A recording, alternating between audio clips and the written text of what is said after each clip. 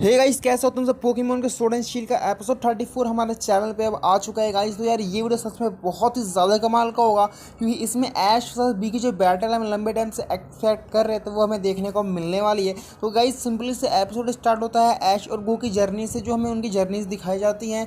And starting में ही जो ऐश का रैलू होता है वो फाइट कर रहा होता है, और इसके बाद ये अपनी रैंक बढ़ाने के लिए अभी ये कैंटो सिटी में है, यानी कैंटोरिज्म है। एंड इसके बाद ये एक हिटमोनचान से फाइट करता है, और इस फाइट में वो उसे जीत भी जाता है। और जिसका हिटमोनचान, जिससे डोजो का ट्रेनर का हिटमोनचान होता है, वो बोलता है इसके मूव्स तो काफ़ी ज़्यादा शार्प हैं। एंड मुझे लग रहा है तुमने इसे काफ़ी अच्छी ट्रेनिंग दी है, और क्या तुम इस फाइटिंग डोजो के मास्टर को हरा सकते हो इतनी आसानी से? तुम्हें सच में लगता है ऐसा? ये बहुत मुश्किल है यहाँ पे हराना। और इस फायरिंग डोजो में यहाँ बहुत सारे हिटमोन और हिटमोनचान होते हैं जो प्रैक्टिस कर रहे होते हैं, और गो इनको देखता रहता है और उनको पोकेडेक्स से डाटा लेता रहता है। तभी ऐश कहता है गो, क्या तुम मेरी बैटल देखने चलोगे? तो सुनता नहीं है, फिर कहता है गो। एंड तभी वो सोचता है कि मुझे इनमें से एक चाहिए, हिटमोनचान और हिटलोनली में से। तो ये बोला कि क्या तुम्हें सच में एक पोकेमोन चाहिए? हाँ, लेकिन हम बस ये ट्रेनर्स को ही देते हैं, ऐसा किसी को नहीं देते। तो फिर गो बोलता है कि हे ऐश, तुम इसे लेकर के मेरे साथ ट्रेड कर लो फिर। एंड ऐश बोलता है बिल्कुल भी मैं ऐसा नहीं करने वाला। और इसके बाद ये जो ऐश होता है उसकी एक ऑफिशियल बैटल जो है बहुत जल्दी होने वाली होती है, और ये थीम सॉन्ग हो जाता है स्टार्ट। और थीम सॉन्ग भाई बहुत ही ज़्यादा कमाल का है सीज़न 2 का। और थीम सॉन्ग ख़त्म होने के बाद ये आते हैं डोजो की तरफ, और डोजो की तरफ आते ही भाई इन्हें दिखता है कि जो डोजो का मास्टर का जो हिटमोनचान होता है ना, उड़ते उड़ते आता है वो गेट के बाहर, जैसे यश गेट खोलता है। और ये देख करके सारे शौक हो जाते हैं कि यार ये कैसे हिटमोनचान, क्या तुम ठीक हो? और इसका ये कहता है हाँ हिटमोनचान, तुमने काफ़ी अच्छी फाइट की। और ये सब बुला लेता है, और ये कहता है ये बंदा क्या सच में इतना बंदी जो भी तुम कह लो, सच में इतना ताकतवर है? ये इसके मूव्स तो बहुत ही ज़्यादा ही कमाल के हैं। एंड इसके बाद इन दोनों के बीच में एक ऑफिशियल बैटल होने वाली है। तो देख लोगे तो बी का जो रैंक है वो ऐश से बहुत ही ज़्यादा ऊपर है, 751। एंड इसके बाद ऐश कहता है कि हाँ, क्या तुमने भी पोकेमोन वर्ल्ड चैम्पियनशिप के लिए साइन अप किया है? मेरा नाम सतोशी है, और ये जो है एक ऑफिशियल बैटल होने वाली है हम दोनों के बीच में। तो क्या तुम इस बैटल को स्वीकार करती हो? तो इसके बाद ये बोलते हैं कि मेरा नाम साइतो है, यानी जो इसका जापानीज नाम साइतो है। तो इसका नाम बी है, जो गैलार की जिम लीडर है, और ये फाइटिंग डोजो का ओनर है, यहाँ के कराटे मास्टर। तुम इन्हें कराटे मास्टर बुला सकते हो।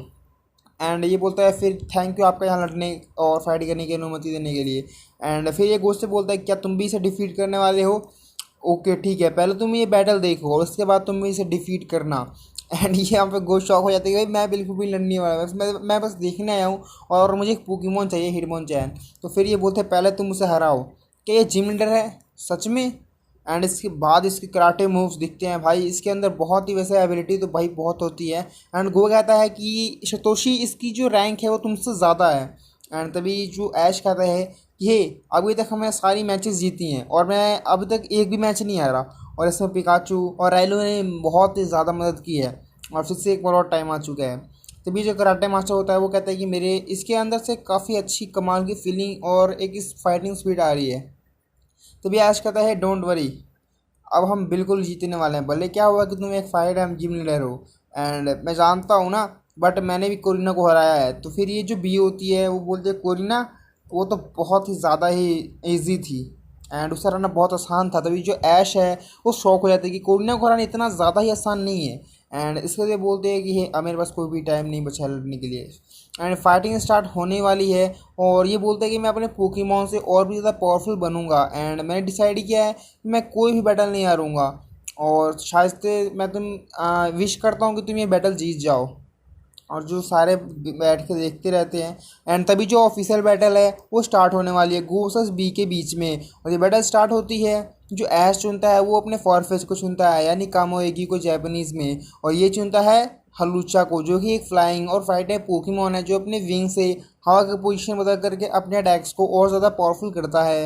एंड इसको जो कामोएगी को चुनता है और इसके अटैक से, और इसके बाद इन दोनों के बीच में बैटल शुरू होती है। होम क्लॉक से ये शुरू करता है, और जो ऐसा कामयोगी यानी जो फॉरफेस होता है वो क्रॉस रोड किल करता है, यानी अपनी जो छड़ी होती है ना उससे फाइट करता है। और इसके बाद ये कौन सा पोकेमॉन है? तो ये पोकेमॉन रायलू है, और ये मुझे बिल्कुल पता नहीं चला था उस टाइम तो। एंड इसके बाद इन दोनों के बीच बैटल बहुत ही जल्दी शुरू हो जाती है और बहुत कमाल की बैटल होती है। एंड जो रायलू होता है वो अपने क्रॉसमॉक किड से बहुत ज़्यादा ही, सॉरी, जो फॉरफेज होता है अपने स्किल से बहुत हमला करता है, बट यहाँ पे जो कराटे चॉप होता है हलूचा का वो उसे एक टकले पड़ जाता है, जिससे जो ऐश का फर्फिश होता है वो बहुत ही ज़्यादा चोट में पड़ जाता है और उसकी जो छड़ी है वो बाहर गिर जाती है। एंड तभी यहाँ पे जो ऐश कहता है कि हे तुम अपनी छड़ी को जल्दी से उठाओ। एंड इसके बाद ये अपनी छड़ी तक पहुंच जाता है, क्योंकि यार इसकी एबिलिटी बहुत ज़्यादा कमाल की होती है। और ये अपनी म्यूचुअल सिंह से अटैक करता है, जैसे ये अटैक तो करता है बहुत अच्छा और ये हलूचा को लग भी जाता है। एंड इसके बाद ये जब राउंड राउंड करने लगता है, लेकिन फिर से हलूचा जब ऊपर जाता है तो ये मतलब चकरा जाता है कि आखिर वो गया तो गया कहाँ से। एंड ऐश कहता है कि उसे तुमसे ऊपर देखो। और हलूचा के फाइनल अटैक से जो कामयोगी जो फरफेज होता है वो उठ नहीं पाता और हार जाता है। और इसको देख करके रायलू बहुत ही ज़्यादा इम्प्रेस और बहुत शांत सा खड़ा रहता है, एकदम शांत सा। एंड इसके बाद ऐश कहता है कोई बात नहीं, तुमने अच्छा काम किया फरफेज। अब ये बैटल का शायद आखिरी समय आ चुका है, अब ये बैटल ख़त्म होने वाली है। और इसके बाद अपनी जो सेकंड पोकेमॉन को बुलाती है तो ये सारे शॉक हो जाता है कि इसने हलूचा को क्यों अंदर बुला लिया। और इसका सेकंड पोकेमॉन होता है ग्रैफोलेट और ये यहाँ आ चुका है। एंड इसके बाद ये जापानीज़ में ऑक्टोपस डिस्ट्रो है पोकेमॉन, एक फायरिंग टाइप जिसके पास काफ़ी अच्छे ग्रैपलिंग मूव्स हैं और इसकी परफॉर्मेंस भी बहुत ज़्यादा अच्छी है। और ये जो कैरेक्टर मास्टर बोलता है कि ये सच में बहुत पावरफुल है। एंड इसके बाद जो ऐश होता है वो पिकाचू कहता है, लेकिन जब रायलू की आंखें देखता है ना तो कहता है कि हे चलो रायलू, रायलू मैं तुम्हें चुनता हूँ। और रायलू बैटल पे चले जाता है और ऐश कहता है पिकाचू से कि तुम हमें चीयर करना। और इसके बाद पिकाचू बस चीयर ही करेगा। एंड इसके बाद ग्रैफोल्ड और रायलू में बैटल शुरू हो जाती है। ग्रैफोल्ड बहुत पावरफुल होता है बिकॉज मैं देख रखा है एपिसोड में। एंड रायलू अपने फोर्स स्लैम से अटैक करता है, लेकिन ग्रैफोल्ड पे वो काम नहीं करता। और इसके बाद ग्रैफोल्ड जो अपने बॉडी स्लैम से रायलू पे अटैक करता है, बट रायलू भी इसे डॉच कर देता है। एंड ये बैटल बहुत अच्छा होती है, बट ये क्यूरा ब्रेक से उसके शैडो क्लोन्स को रायलू के सारे शैडो क्लोन्स को ख़त्म कर देता है और फाइनली एक एक्वा ब्रेक उससे लग भी जाता है। और इसके बाद ये बोलता है कैरेक्टर मास्टर की इसी टेक्निक से इसने मेरी हिटमॉन ली और हिटमॉन चैन को डिफीट किया था। और ये टेक्निक इसकी बहुत लगता है स्पेशल टेक्निक है। और जो ऐश का रायलू होता है वो अब थका थोड़ा हो जाता है, बट इनके बीच में फाइटिंग अब शुरू ही होती है। एंड ये बोलता है कि मैं इसके मूव्स को पढ़ नहीं पा रहा, आखिरकार मैं इससे कैसे बैटल करूं। और मुझे लगता है अब रिस्क लेना पड़ेगा, उसके पास जाना पड़ेगा। और तभी ऐश उसके पास अपने रायलू को भेजता है। तभी जो करोके मास्टर होता है चिल्लाता है कि उसके पास मत जाओ, और वो उसे जकड़ने से फिर डॉच कर लेता है, नहीं तो यार इस बार पकड़ा जाता तो इसका काम खत्म हो जाता है अभी ही। और इसके बाद ऐश रायलू के बीच में बैटल एकदम चल जारी रहती है। और जो रायलू है वो अब लगता है कि दूर से अटैक करेगा एंड सतोशी अब कुछ समय ले रहा है। एंड ये कुछ देर के लिए एकदम बैटल एकदम से रुक जाती है बिकॉज ये अपनी स्ट्रैटेजी सोच रहा होता है ऐश। और इसका ये सोचता है कि अब अगल बगल देखते हैं, अपनी क्रेजीनेस को यूज़ करता है। और इसके बाद ये जो नेक्स्ट फोर्स फ्लेम करता है वो ज़मीन पे करता है। ज़मीन पे करने से जो लकड़ियाँ हैं वो टूट करके ग्रैफोर्ड को लगने लगती हैं। तभी जो गो कहता है कि हे अब ये रही सतोशी की यानी ऐश की क्रेजीनेस जिससे वो बैचेस जीतता है। और इसके बाद पड़ी ये ग्रैफोर्ड पे ज़्यादा काम नहीं करती क्योंकि ये इसे डॉच कर देता है। एंड इसके बाद जो बी होता है वो होता है अपने गैफोल्ड को ऑक्टो क्लोक करने के लिए, जिससे ये रायलू को पकड़ के पूरी तरह से और ज़मीन पर ढक देता है। और रायलू के पैर और हाथ पूरे बंधे हुए हैं अब इस टाइम पे। एंड इसके बाद ये बोलता है कि इसे अटैक से इसने मेरे जो है पोकेमोन को ट्रैप किया था और ये अटैक बहुत स्ट्रॉन्ग है। और सब सतोशी यानी ऐश देख कर एकदम चौंक जाता है कि आखिरकार रायलू को उससे कैसे बाहर निकाले। और फिर वो दिमाग लगाता है और बोलता है रायलू से कि तुम अपनी जो किक है उसे फ्लोर पे मारो। एंड उसके बाद जैसे वो किक मारता है तो उछल जाता है और उसके बाद जब पलट जाता है तो ग्रैफोर्ड जो है नीचे गिर जाता है और वो रायलू जो है वो छूट जाता है उसके शिकंजे से। और इसके बाद रायलू उठता है और वो बहुत ही ज़्यादा थका हुआ होता है बिकॉज बहुत ज़्यादा, but battle is again start. And इसके बाद बी वर्सेस ऐश की बैटल शुरू हो जाती है और ये अपना रिवर्सल जो भी अटैक है वो यूज़ करता है। एंड ये बोलता है कि ये इस अटैक को भी जानता है, ये बहुत ही ज़्यादा डैमेज वाला अटैक है एंड इसके यूज़र को भी इससे बहुत ज़्यादा ही डैमेज होता है। तो देखते हैं कि इस अटैक में क्या होता है।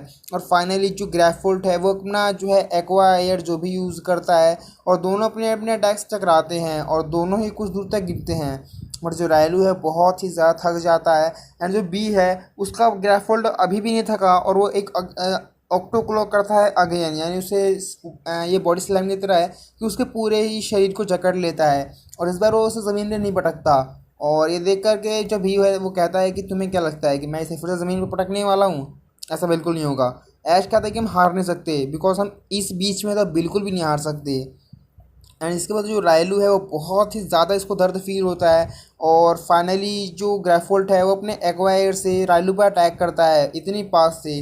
बिकॉज इसका मतलब ये होता है कि रायलू इस बैटल में हार जाता है और ऐश भी इसी के साथ हार जाता है। और जो बी वर्सेस ऐश की बैटल है उसमें जो साइतो यानी जो बी है वो जीत जाता है। और जो जिमलीडर भी है वो जीत के अपने अटैक्स दिखाता है ऐश को। और ऐश के जो रिज़ल्ट है उस पर इसका काफ़ी बड़ा प्रभाव पड़ता है। और ऐश का जो रैंक है वो बहुत घट जाता है। और ये बोलता है कि लगता है इस बार तो सतोशी के स्पेशल ग्रेजुनेस भी काम नहीं आई। एंड ये बैटल तो अच्छी थी लेकिन लगता है सतोशी दुखी है। और लगता है कि जो इसका हलूचा और ग्रैफोल्ड थे उन्होंने लगता है किसी और अलग ही लेवल की प्रैक्टिस कर रखी है। और यहाँ पे जो ऐश है वो बहुत दुखी होता है और ये बोलता है कि मैं पूरी तरह से हार गया। बिकॉज मैं एकदम से हारा हूँ, मैंने एक भी पोकेमोन को नहीं हराया उसके। और इसके बाद बी कहता है कराटो मास्टर से कि आपका यहाँ ट्रेनिंग करने के लिए शुक्रिया। और इसके बाद फिर ये बीच चला जाता है एंड ये बोलता है कि कराटे मास्टर हे अब वो जा रहा है, अब तुम्हारी बारी है तुम्हारे पार्टनर के बाद। तो ये कहता है मैं बिल्कुल लड़ूंगा। और जो राई फूड होता है वो कहता है हाँ ये भाई तो चमका होता है एकदम। और इसके दिन पोकेमोन को वापस बुला लेता है नर्जॉय। पोकेमोन सेंटर में इसके दोनों पोकेमोन ही ठीक हो जाते हैं वापस से। एंड ये बोलते हैं कि हे शायद हम कोई भी और जीतेंगे उससे। एंड हम कहाँ जीतेंगे ये पता नहीं। और उसके बाद ये बोलता है कि जो हमारी रनिंग स्ट्राइक थी वो विनिंग स्ट्रीक रुक चुकी है अब। और अब शायद हमें एक और बैटल करनी पड़ेगी और उसको जीतना पड़ेगा। लेकिन एक और बैटल के लिए हम वेट करते हैं और सर पिकाचू को मैं यूज़ करूँगा। एंड इसके बाद ये बोलता है कि अब हम साइतो यानी जो जिम विल्डर है उससे अपना बदला ज़रूर से लेंगे, मैं इससे आगे के लिए छोड़ता हूँ। और गोको भी एक यहाँ पे हिटमोनचैन फ्री में मिल जाता है, यानी इसे फ्री के पोकेमॉन्स बहुत ही ज़्यादा मिलते हैं। और ये जो सतोशी और ये जो चैम्पियनशिप की डिफीटिंग बैटल है इसमें बीबी एक काफ़ी कमाल का चैम्पियन है। और इससे हमें पता चलता है कि जो चैम्पियन के माहौल मतलब ऐसे बहुत सारे ट्रेनर्स बने हैं जो कोरिना से भी ज़्यादा पावरफुल और काफ़ी ज़्यादा ही ताकतवर हैं। और इन ट्रेनर्स की बैटल देखने के लिए हमें सब कुछ करना पड़ेगा और इस सीरीज़ को और ज़्यादा देखना पड़ेगा। और इसके साथ में एपिसोड खत्म हो जाता है। तुम्हें एपिसोड कैसा लगा वो ज़रूर से कमेंट करके बता सकती हो। तो चैनल सब्सक्राइब कर लेना, प्रेस आइकन को ऑन कर लेना। तब तक के लिए आज की इस वीडियो में इतना ही, मिलते हैं तुमसे कौन वीडियो में। तो गाइस तब तक के लिए बाय।